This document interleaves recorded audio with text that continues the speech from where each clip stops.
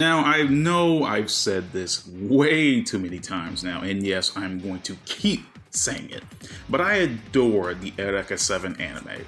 I can remember watching it premiere on Toonami all those years ago, and I was just totally invested. Now, at first, I thought the series was going to be about cool robots duking it out, surfing in the air, which I thought was super cool, and I thought it was going to be this highly stylized, insane, beyond crazy show like Coralians, because the animation made it look super cool with the cool beam streaks and the other great animation in the show, but I came away from the anime with a new appreciation for the medium as a whole. It wouldn't be an exaggeration to say that Eureka Seven's anime was the first love story I was really invested into. Seeing someone like Renton fall hopelessly in love with this girl who lacked the necessary emotions to express herself in a more human way, maybe root for the little goofball, to see Eureka slowly become more human and fall for Renton, while also discovering the mysteries behind her past and even the Nirvash, to see Holland act more childish than the actual children in the show and slowly grow out of it to become a more mature person and be a good man for Taoho, and the same goes for Taoho herself. These are all just good characters. I love the characters in this anime, and not only that, but the anime wasn't just all about romance, but just relationships in general. And relationships were a big backbone to this series. Familial, romantic, adversarial, political, and even once ties to religion and the relationship to that. And it's for these reasons that I love this show. Is why I'm so hard on the series that came after the original anime, because to me, each adaptation that comes after the original Eureka 7 anime just feels so different from each other that it doesn't even capture why I fell in love with Eureka 7 in the first place. And each adaptation just keeps Renton and Eureka away from each other as much as it can, and it just doesn't hold the same weight when they are together. This has characters like Dominic in an anime who suffer from this from even a greater degree. They don't do really much with Dominic in other adaptations of Eureka 7, and even though he wasn't the most major of characters in the original anime, he was a very important character, and his absence is definitely felt.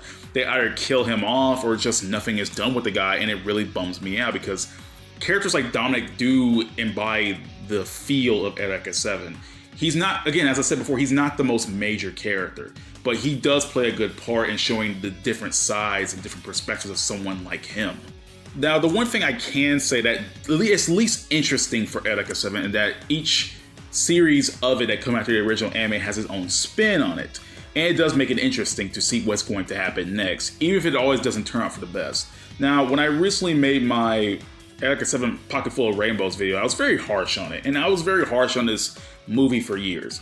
And while, yes, it's definitely impossible to separate it from the original anime because it's still connected to the original anime, both canonically and obviously the characters are still there. By its own standards, the movie is just okay. It is not the Eureka 7 I like praise, but at the same time, I do give the movie its own props for trying something different, for trying its own thing. And despite my craziness with the plot and how it's supposed to connect to the original Eureka 7 anime, there are some interesting ideas in there. I may have sounded a little bit crazy on my previous Eureka 7 Pocket Full of Rainbows video, but the ideas, despite how out there they are actually pretty interesting when you think about it. Like, looking at how Eureka 7 functions as a show and taking like the things you think you knew and mixing them up around. I mean, there are some unnecessary things in Pocket Full of Rainbows, but some of the ideas in there I generally do find interesting at the very least. But I will say this, there is one adaptation that I really enjoyed out of all the Eureka 7 series that came after the original anime, outside the original anime, and that would be the Eureka 7 manga. Now, I really want to talk about this manga because I have so much to say, but I don't want this video to be a rundown or anything, like a giant plot synopsis or whatever, because I actually want folks who are fans of Eureka 7 to experience it themselves. So this video will be brief, and I'm throwing huge quotes over the word brief because all my Eureka 7 videos are not brief. But this video will be brief about going over the things that I like about this version of Eureka 7. Now, I won't lie to you. I actually forgot at one point in the past that Eureka 7 had a manga to begin with. Eureka 7 does have several manga based on the original series, on OW. Like, it does have various manga, but I completely forgot that the original series even had a manga. I completely forgot until I started reading Dead Man Wonderland a while back, because Dead Man Wonderland, and yes, it has a play into this. Dead Man Wonderland is a series I really did enjoy. I saw the anime first, and since the anime kind of stopped at a certain point and didn't adapt all the things from the manga, I decided to read the manga myself. So I did a rewatch of Dead Man Wonderland, the anime, and then I read the manga afterwards. And that's when I learned that the two responsible for the creation of Dead Man Wonderland, the author Jinsei Kataoka and the illustrator Kazuma Kondo, are the exact same people, the exact same pair that created Eureka 7's manga. As a matter of fact, Eureka 7's manga predates Dead Man Wonderland by 2 years at the very least.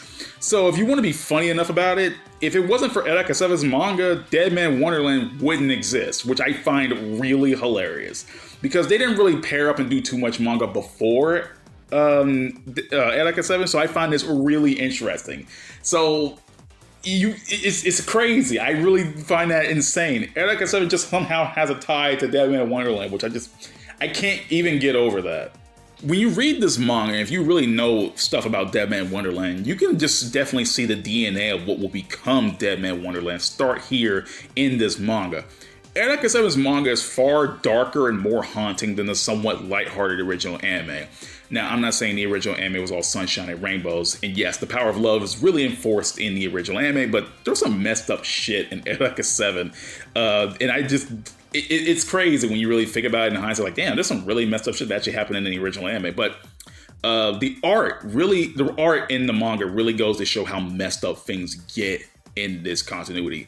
I really want to bring special mention to the art because it is so good. I swear it's so good. Kazuma Kondo definitely knows what he's doing when he's making the Eureka 7 manga. It's insane how good this manga is art-wise, because it gives Eureka 7 this edge that really makes it stand out. Like, when you really think about the other continuities, this artwork is so freaking good. Like, when you see KLFs and LFOs get messed up, you can really see it. It's like, it looks so good. It's like limbs are being torn off, like on like some human, right? But these are machines. These machines look brutally brutalized. It's so hard to find a good word to say it. It just looks so messed up. When characters get brutally beaten or anything like that, it makes me uncomfortable seeing like my favorite characters just look like they're dying and are possibly dying in this manga too. And it has this manga, it teeters this manga over to somewhat horror range as the manga hits the later chapters, because shit gets crazy as the manga goes on. Like, especially in the art, like, it gives you this horror vibe, and it looks so good. Now, when I say comes after the original Eureka 7 anime, like I always say, I always like to mention Pocket Full of Rainbows, the High Evolution movies, Eureka 7 OW, but the manga actually started a couple of months after the anime started airing. So technically, I can't say the manga came after Eureka 7, more like it ran alongside Eureka 7 and actually ran throughout the entire anime's run. It ended off in late 2006, and it didn't end exactly when the anime ended, but it ended up a few months after the anime did, right? It ended off in late 2006, and the manga only ran for 6 volumes of 23 chapters. And yeah, that sounds rather short from the outside, but the pages of each chapter are actually kind of big. They're actually really a lot of pages just for one chapter. One could easily fill the size of 2 chapters in your standard manga. And hell, even I consider the manga far bigger than it actually is, because it just feels like there's a lot packed in page-wise to each chapter. The pace is actually pretty decent, all things considered, even those who thought the original show's beginnings episodes were a tad slow. Because when I went to get some people into Eureka 7, they told me that the beginning episodes for Eureka 7 were kind of slow, and I guess I can understand that. There's some things happening, but the pacing of Eureka 7 is pretty good to me. It's just like the starting episodes are a little slow for some people, and I can understand that. But the manga is actually pretty brisk with this stuff. The first, and I guess kind of the second episodes are kind of condensed in the first chapter, which is kind of funny. And the first chapter is quite long, actually. But hey, you can also read the manga on Viz. Viz has all the chapters translated and everything, which is actually pretty great. I like that because I figured that Eureka 7's manga would be one of those things that were never ever officially translated or officially localized or anything like that. But no, you can actually go on the Viz website and find it, which is actually really great. I honestly did not expect the manga to actually have like, been finished, officially. A lot of manga just has to rely on translators, and the fact that this one has an official run is great. I love Eureka 7, and I'm glad that it actually has some love, because it would suck if this manga, I had to go out of my way to find it. That would suck, but it happens. It happens. There's nothing you can really do about it sometimes. Some people just don't want to translate manga. It's just how it is.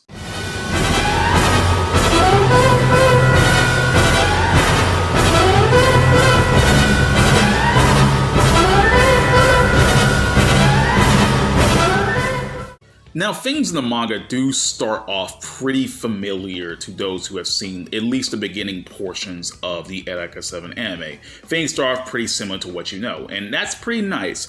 I always did like the initial meeting of Renton and Eureka, so it is nice to see that things start off good, though there are some changes that are apparent from the offset, like Eureka's name shows up on the Nearvosh's interface rather than the compact drive.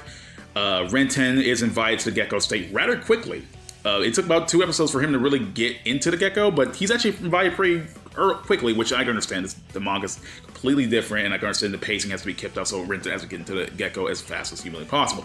And he's only really invited to do maintenance on the Nearvosh, as opposed to him achieving the 7th swell in the anime. They do achieve the 7th swell, but Renton's more invited for maintenance on the Nearvosh rather than the whole 7th swell thing. Eureka's kids are introduced in a different way because you really don't see them that much. That sort of stuff. But as I mentioned before, this video won't be like a comparison kind of thing. I might do that later though. I really want to make a comparison because the manga stops adapting like the original anime's content fairly early in, so they're 2 completely different things. It's not like Pocket Full of Rainbows where I can point out one thing that's completely different but also correlates to the original anime. No, the manga is really different in its own unique way, and Pocket Full of Rainbows is also different in its own unique way, but there are some things that do change. I think the manga changes enough stuff to justify a comparison video on its own. Anyway, the beginning portions of Eureka 7, or I like to call the Renton hazing arc, it's pretty downplayed, and a lot of it's cut outright to make the manga's pace go a bit quicker. Characters such as Dominic and Dewey are introduced way earlier than I imagined. And Dewey, funny enough, the 3 sages are also introduced very early, but Dewey kills them before they really have a big presence in the story, before they even do anything. Dewey immediately has the 3 sages killed so he can take the seat. So they barely show up in the manga. They're pretty much already dead, before they even do anything, right? Which I find really funny. Honestly, the manga does a lot of changes from the original anime. As I mentioned before, it does a lot of changes that would warrant its own video, which I may do in the future. And I don't want to do this in this video. I don't want to compare every single thing because it'll make the video way longer than it has any right to. But the point is, there are some small things that I wanted to mention at the beginning portions of the manga that caught my attention. Like, the fact that Dewey already killed the 3 sages is funny. Honestly, they do show up for a little bit, but they're gonna die very soon later. So yeah, Dewey he's out of jail. He's like, bro, I'm not even gonna no smoke, but you guys have gotta die. Now, this is a small little section here about the characters who didn't make it into the manga from the original anime. Now, several characters from the anime don't make it to the manga, or they have very reduced roles. Charles and Raybeams, they don't appear at all in the manga. Norb and Sakia don't appear at all in the manga. Most of the flagship Izumo crew and even Dr. Greg Bear don't exist at all in its continuity. Now, I don't exactly know what chapters correlate to the release of each Eureka 7 episode. As I mentioned before, the manga was going as the anime was going, right? So it could entirely be possible that the reason that the characters I mentioned aren't even in the manga could have possibly been that A, the manga could have been so far planned ahead in advance so that it wasn't, there would be no point, or B, they didn't have the time, the mangaka didn't have the time to add those characters in, or the reason those characters couldn't have been added because they would have been introduced way too late and their impact would have been pointless in this continuity. That kind of thing, right? So that's why I believe. Now, honestly, since the Voldemort doesn't really have a big stage presence, I can understand why Nobusakia doesn't there. Renton doesn't have to lead the Gecko at any point, so that's why Charles and Ray Beams aren't there. Flagship Izumo doesn't really have a big presence because, I mean, Dominic's really isn't there. Dominic's more tied to Dewey rather than the Izumo crew, so that's why they're there. And Greg Bear doesn't have anything to do in this manga at all, and I really couldn't find a way to like shove him in there, thinking like, okay, what could manga event happen that Greg Bear would get in there, and I could not think of anything. So yeah, there's very good reasons why these characters don't exist. And again, the manga is far shorter than the anime, so that makes a ton of sense. I just wanted to bring that up just in case if anyone decided to mention like, are like these characters in the manga? It's like, nah, they're not. And honestly, I can understand why they are in there, because there's no way the manga would have been able to fit them in there, I swear. I also wanted to give a small mention to Holland because I want to talk about how this manga affects his character. Like, he doesn't get into Renton too much, obviously Holland has some beef towards Renton in the original anime. He doesn't beat him up as much as he does in the manga, as Holland is far more mature, more laid back. He's less aggro, and he's just an overall nice person. Hell, he even has faith in Renton from the very start, as Adrock was Holland and Dewey's mentor in this version of Eureka Seven. Now, it's not that they wasn't a mentor of sorts to them in the original like anime of sorts, but it's the tie between Holland, Dewey, and Adrock is played up a bit more, right? Hell, the animosity between him and Dewey also has an added layer to it when it's revealed that Dewey himself was the one that killed Adrock, right? Hell, the Gecko themselves don't really have... It's more like the Gecko have more of an anger and aggression towards Dewey himself rather than just, the world at large, right? Because Dewey has a plan called the Ageha Project, was started by Adrock, and the Gecko's goal is essentially to stop Dewey from completing the Ageha Project. So, Holland and Dewey have an added layer of anger to him, though the whole sacrificial king thing is kind of just written out. The Novak family doesn't really have a big importance played up onto them. It's more like Holland hates Dewey for killing Adrock, and Dewey's just a piece of shit. Dewey's an asshole. We already know that. Dewey's a complete asshole. He's more of an asshole in this manga. I don't know why. Like, he did some heinous shit in the original anime, but I have this feeling that, like, I don't know why, but I had this feeling that Dewey just feels more like an asshole in this manga. Like, he killed all of the three sages. He only killed two in the original anime. He only killed two, and I think that was Briya and Kuzumi, right? But he left Koda alive for a little bit longer and manipulated her. But in this manga, he just has all three killed from the get. It's just, I find it really funny. And yeah, like Dewey, like I think he has a bigger stage presence in here because, like, granted, it's just like the original anime where he doesn't directly confront Renton and Eureka. He's more in the background doing his own heinous shit, which is the same as the original anime.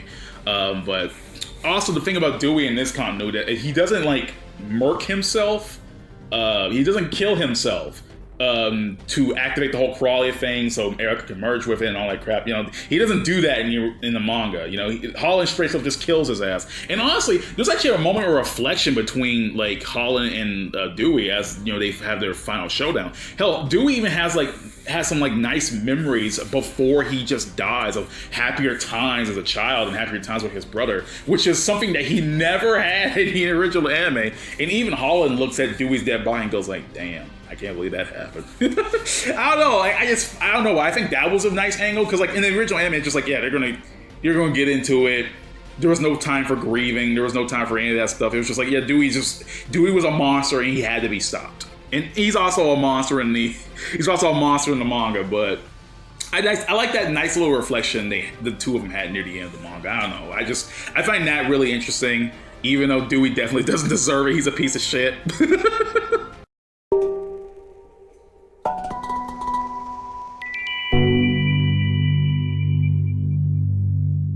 Now, you may ask, who the hell is Logica? And I'm probably even saying that name wrong, but, I mentioned before that Charles and Ray Beams do not exist in the manga, right?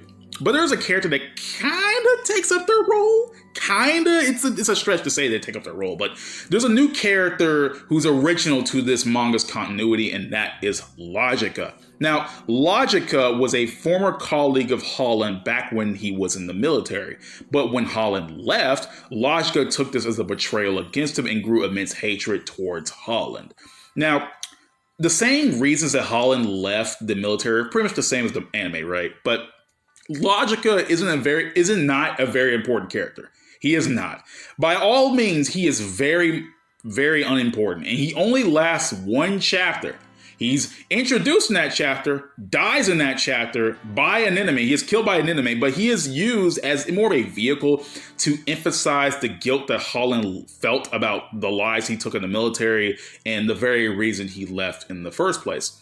He's also used to bring up the issues on one's trust, as Eureka herself wondered about what it means to trust and love someone.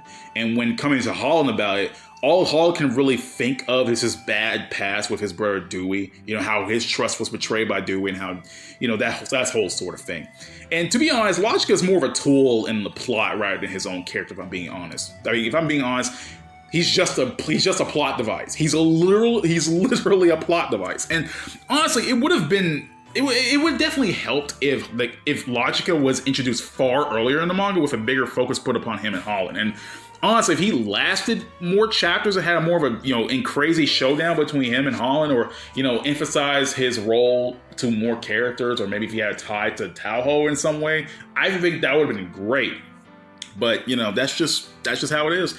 It sucks because, I feel like Logica could have worked, against Holland, because Holland does seem a lot more, I'm not saying important, because he was very important in the original anime. He's one of the central characters, but seeing how this character was an attempt to give more to Holland, I really feel bad that Logica himself wasn't a character, more than just a vehicle to cause conflict between Holland and cause conflict between Renton and Eureka.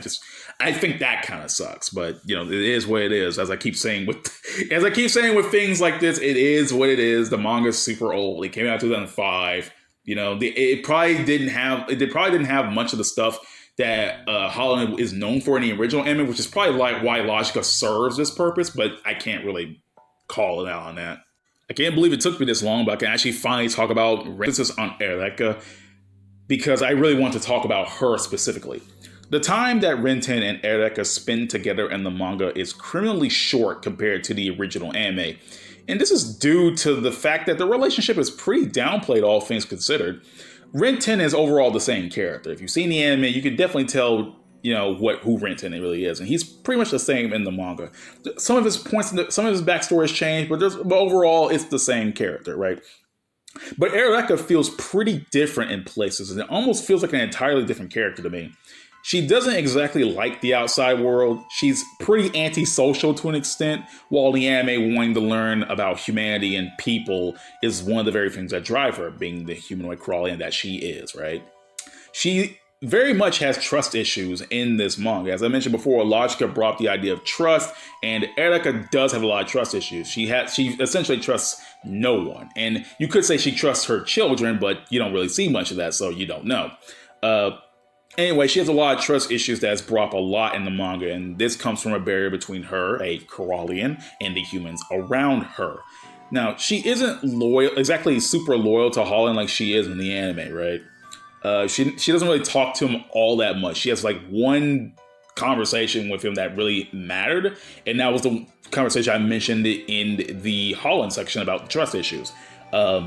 She never got really angry at all at Renton, because there was a couple of points in the original anime where she got angry to Renton.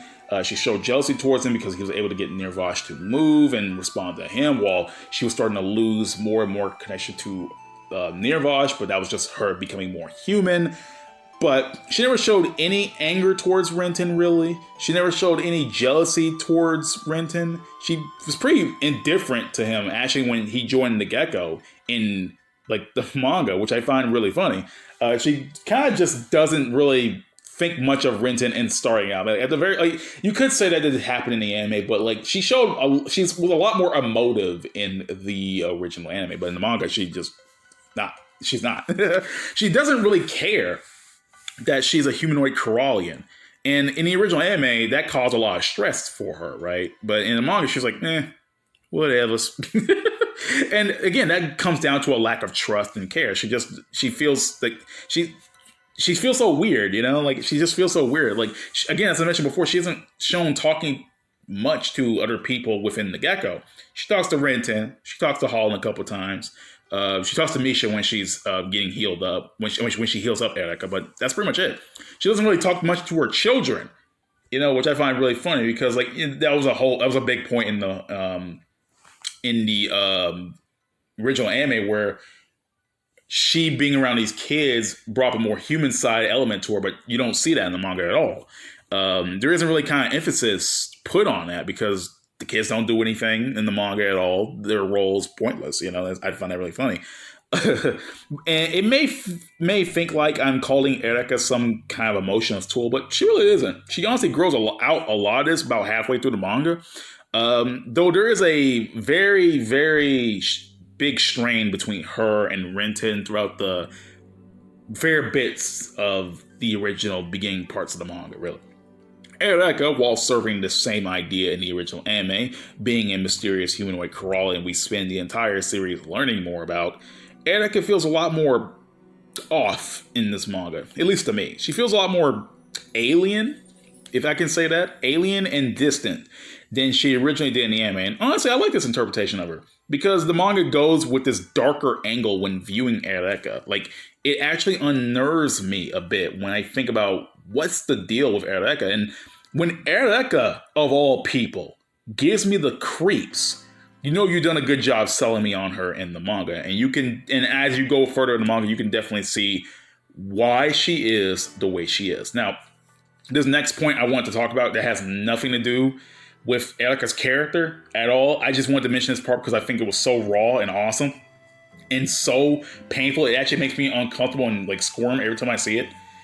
One of the most painful things in this manga I've ever seen is Eureka ripping herself out of this Coralian cocoon and getting inside Nirvash, wanting it to move. Mostly because of the great art.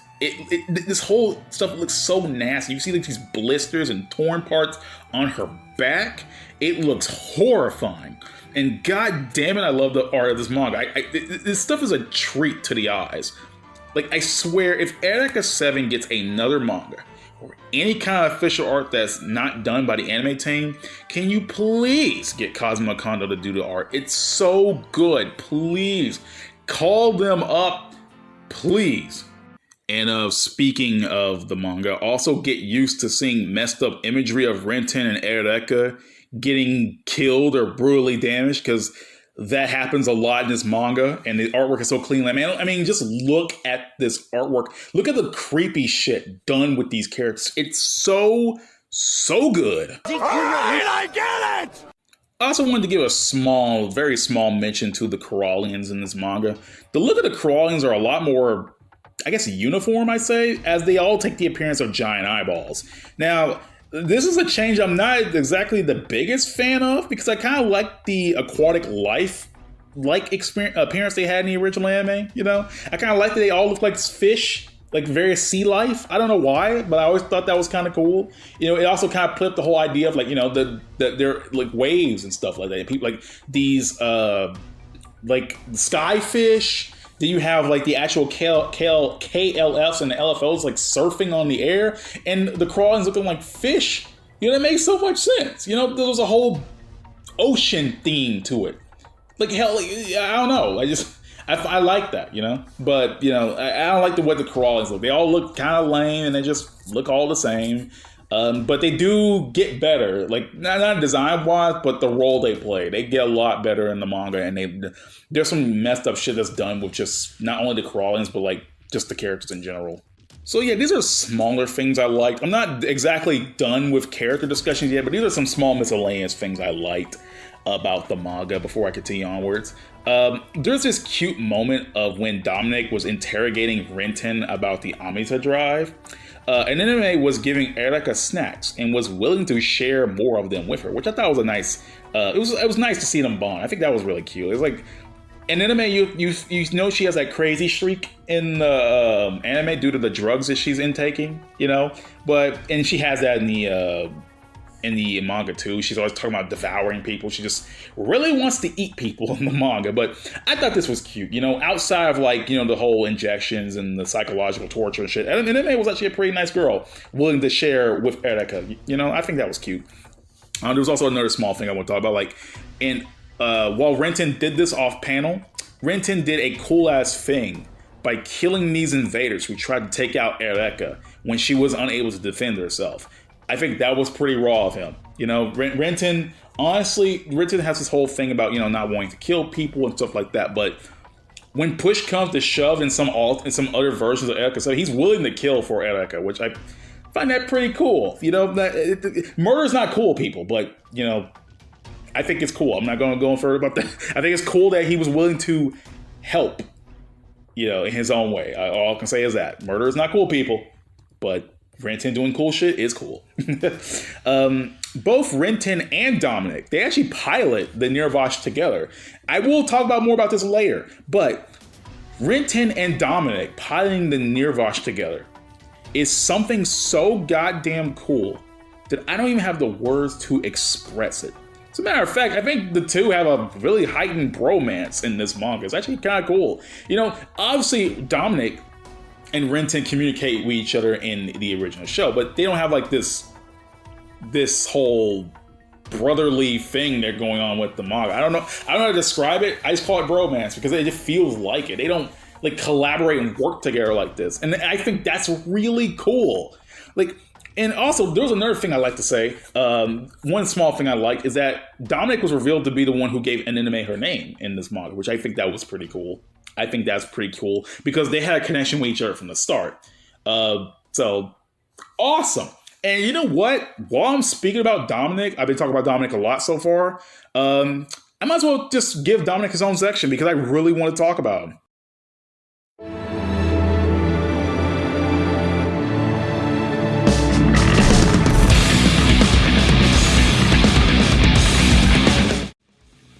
Now, when I originally watched the Eureka 7 anime, all I with at all, at first. But he obviously got better for me over time, because I really started to feel for the guy. He was a whipping boy, forced to do menial work for the military, to do dirty work of a madman known as Dewey Novak himself. He puts up with the unstable, lonely, and very troubled Anime out of his love for her. And it was nice to see him turn things around as series went on. Finally, he got the respect he deserved after putting up all this shit. I mean, seeing how generally messed up Dewey is, finally connecting to an anime and siding with the gecko is super satisfying to see Dominic finally turn around and see just, like, it's fun. It's nice to see him get some good, right? Throughout 3/4 of this manga, the stuff surrounding Dominic is more or less the same in the manga, right? It's actually pretty kind of the same as it happens in the anime, obviously in a much brisker pace, and you see more of Dominic in this manga. There are some minor changes, but honestly, it's still pretty great that while a big character in the anime, Dominic's role in the manga is huge, and he plays a more active role in the latter half, much to my utter shock. As I mentioned before, Renton and Dominic start a bit of a bromance between each other, bonding with each other over their own justices and saving the women they love from themselves. And honestly, I love this. Not to say that they don't get any screen time together in the anime, and I honestly like the back and forth between them there, but like things feel so much more heightened in the manga, and just seeing them talking and fighting alongside each other in the Nirvash is one of my favorite scenes of all Eureka 7. And not even just that, it gets even cooler. Dominic gets into the Nirvash type the end just to fight for a bit, which I didn't even know was possible. I didn't know anyone can even use the end outside of an anime. I mean, yeah, I seen Nirvash type 0 being used by several characters in different pilots, but seeing someone outside of an anime using the end? And that's someone being Dominic? That's too raw, dude. I swear to God. Like, that was one of the coolest things that I liked. I never saw coming. I saw like, Dominic using type the end. No way, man. Anyway, after the original anime, a few entries in the series also like to have Dominic just not exist, or just have a severely reduced role, or just do him dirty, right? Like, Dominic's either dead, away from an anime, away from the plot, or has a massively reduced role compared to what was done with him originally in the original anime. But the manga really makes Dominic shine in ways I never expected. And when he actually does die, when he finally dies and is away from an anime, I felt that it was earned. It wasn't like it's some cheap bullshit way like Pocket Full of Rainbows where he's dead at the beginning of the story and somehow is a ghost, right? It's not like Eureka 7 High Evolution where he's now a goddamn phone app. Like, I feel for Dominic in every continuity, but they just don't know what to do with him after the original anime. They just don't know what to do with him. But I think the manga did the right thing and gave him just so many levels of badassery. It's insane, right? When Dominic finally does die, and yeah, I saw it coming. I already knew he was going to die. I already saw that shit going to happen, but I felt that it was earned. It hurt me to see him die like that, because I actually, like, the way he was portrayed in the manga, maybe really wanted him to be with an anime. And he never got to have that, and I'm like, damn. That hurt. That shit hurt right there. So now we've reached major spoiler territory, because I gotta talk about the ending. The ending is an ending. I gotta say that. The ending's not bad. I will say that. But the ending just kind of persists in my mind as one of the things that just bugs me about every single Eureka 7 series at the original anime. So the whole event of the original anime, the ending, right? Eureka becomes merged with this giant control cluster Coralian. Renton evolves the Nirvash and goes to save her. They get to spin happily ever after. Yay, right? So they do the same thing essentially in the manga, right? Both Renton and Eureka actually destroy the giant Coralian, right? So after the Coralian is destroyed, it's revealed that, yeah, Eureka merged with it. So she's a part of the Coralian. All the Coralian, the Scubs are gone. So she essentially merged with it. And since they're gone, she fades away. They pull a Tengen Toppa Gurren Lagann Nia on you. And a time skip happens after 2 years. The Gecko now living out their own lives, doing their own thing. Renton, he vows to find Eureka. And it's implied in the very end of the manga that he does meet her once again. But the one thing that kind of weirds me out about this ending is Eureka really didn't have to disappear, right? Because the ending of the manga happens, like, it's not rushed per se, because there was a lot of build up to it. But like, making Eureka disappear and just for her to like meet with Renton again, I never really vibe with that kind of ending, because like they could have just easily lived happily ever after. And honestly, Eureka disappearing in this manga doesn't really, like, I don't know, it doesn't feel earned to me, you know? As I was like, if that happened to me in the original anime, I would have been pissed. But at the same time, I would have like, yeah, it makes sense. I mean, we spent 50 episodes with these characters. And just to see this sad shit happen, it will bum me out, because they got together and now Eureka's gone. And I would be sad, like, damn, man, they were so close to being together, man. They should have been together. I would have been so sad, but it will also left me with like some hope that Renton would find her again. The manga is, I don't know, the manga fucking just didn't earn it, because as I mentioned before, Eureka and Renton's relationship is very downplayed. And yeah, there's a lot of emphasis put on it near the end, but it's not like the same, you know? It just feels like a broad strokes of Renton and Eureka's relationship with a darker angle to it. And honestly, I'm not too upset about the ending, but it just makes me feel like, man, it's like every single thing of Eureka 7 just wants to keep Renton and Eureka away from each other. And it bums me out. It's like a ship. Right? It's like a ship you want to see get together and they're just far apart. Renton and Eureka are actually a couple and they can't even stay together, man. It bums me out every single time. They just don't want to keep these two characters together.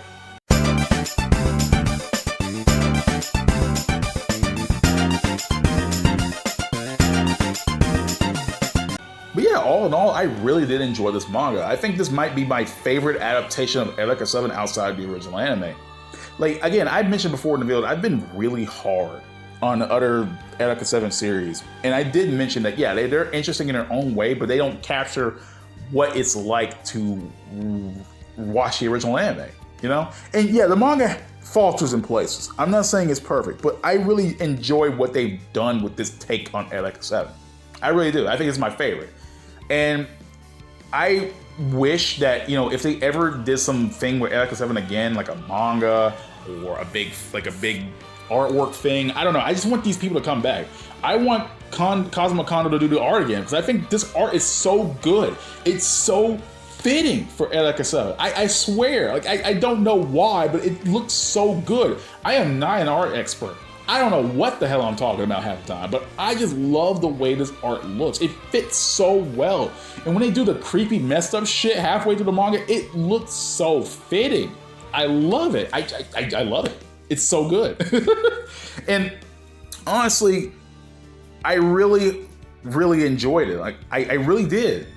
I haven't really found anything in Eureka 7 outside the original anime that made me feel this way. I've seen and watched most of Eureka 7. I haven't seen the third High Evolution movie as of this recording, right?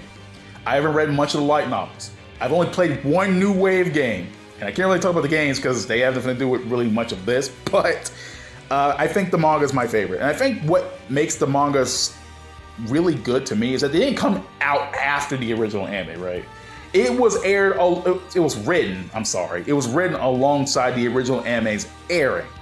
So I think that's what really helped it feel like Eureka 7 compared to something like Pocket Full of Rainbows or the High Evolution movies or OW or anything like that, you know? But yeah, this manga was pretty good. I try to leave out as much as I could so that everybody be encouraged to read the manga for themselves if you really like it, Eureka 7. I'm not saying it's perfect because a lot of people probably won't like the manga. I can understand that. There are some things in the manga that you might scratch your head at, but I really enjoyed it. And that's my video on it. It's my long-ass video on it, despite me saying it'll be brief. But yeah, I'll see y'all next time. Peace, everybody. And yes, I'm going to be making more Eureka 7 videos because goddamn, I love this series.